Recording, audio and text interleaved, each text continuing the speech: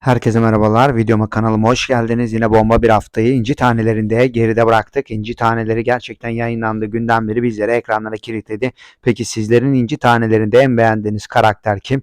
Lütfen yorumlarda belirtirseniz sevinirim. Peki Cihan ile Semiramis cephesinde bizleri neler bekliyor olacak? Semiramis'in Cihan'a karşı olan ilgisi, Cihan her ne kadar reddetse de Semiramis adeta arkadaşlar hiç ayrılmamış gibi davranıyor ve önümüzdeki bölümlerde Cihan ile Semiramis arasında ilginç anlar yaşanabilir. Hatta Semiramis bu aşk durumu bir tehlikeli bir boyuta kadar gelebilir.